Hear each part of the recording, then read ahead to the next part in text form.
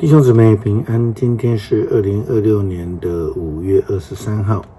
今天的经文是诗篇33篇12节到22节，出埃及记20章第1节到21节，马太福音第5章第1节到12节。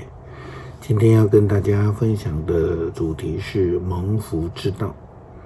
上帝带领以色列人出埃及，赏赐给他们救恩，让他们离开为奴之地。也因此，上帝就让摩西颁布了十诫，让以色列人有所遵循。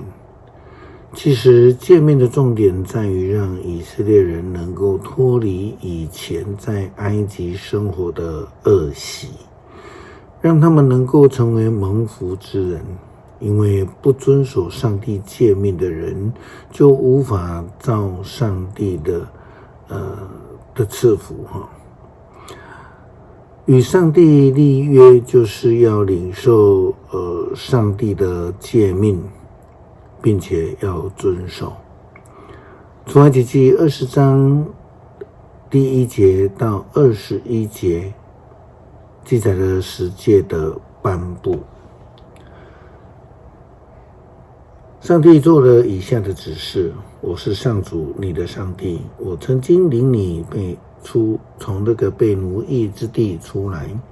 我以外不可敬拜别的神明，不可为自己雕刻任何偶像，也不可仿照天上、地上和地底下、水里任何形象，不可跪拜或侍奉任何偶像，因为我是上主你的上帝。我绝不容忍跟我做对立的神明，恨恶我的人，我要惩罚他们，甚至到3、4代的子孙。但爱我、遵守我命令的人，我要以慈爱待他们，甚至到1000代子孙。不可滥用我的名，凡滥用我名的人，我上主你的上帝一定惩罚他。要谨守安息日为圣日。你有6天可以工作，第7天是分别归我上主你上帝的安息日。这一天，无论是你、你的儿女、奴仆、婢女、牲畜，或是侨居的外族人，都不可工作。我上主在6天里创造了天、地、海和其中万物，但在第7天休息，因此我上主赐福安息日，定为圣日，要孝敬父母，好使你在我要赐给你的土地上享长寿。不可杀人，不可奸淫，不可偷窃，不可作假见证陷害人，不可贪渎别人的房屋，不可贪渎爱别人的妻子、奴仆、婢女、牛、驴和其他的东西。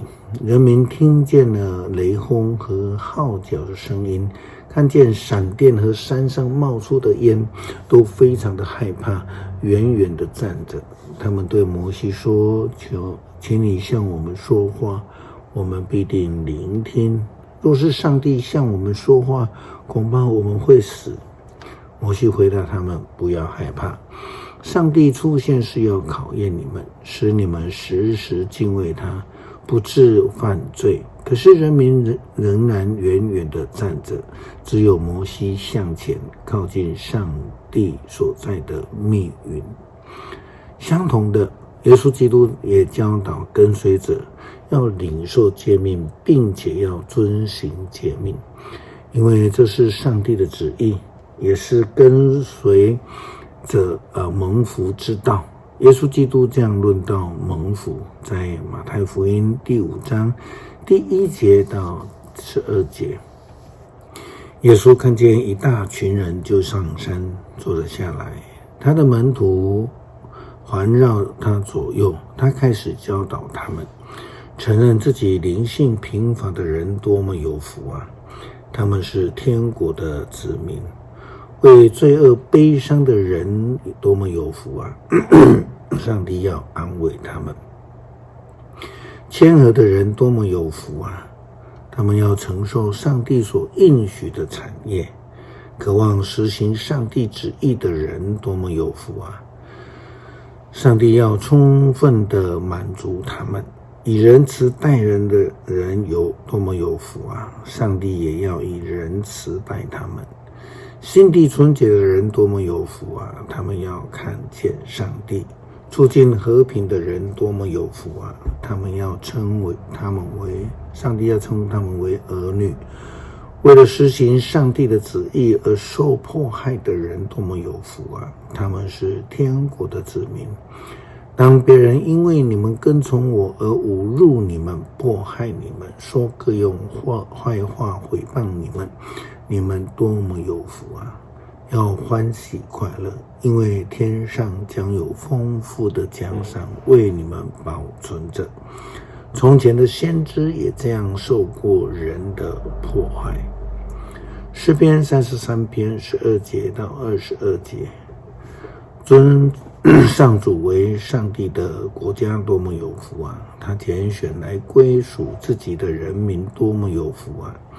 上主从天上俯视，他看见了全人类，他从自己的座位观看地上的居民，他塑造每一个人的思想，洞悉他们一切的作为。君王不以强大的军旅获胜，兵士不靠强大的力量保命，靠战马不能保证胜利，马的威力救不了人。上主看顾敬畏他的人，他看顾仰赖他慈爱的人，他救他们脱离死亡，饥荒时保留他们的生命。我们仰望上主，他是我们的帮助，我们的保护者。我们心中充满了喜乐，因为我们信靠他的圣名。上主啊，我们仰望你，愿你的慈爱与我们同在。恳求主显明你的旨意、教导以及诫命，教我们遵行诫命，成为实践者，也借此能够领受主的赐福。祷告奉主耶稣基督圣名求，阿们。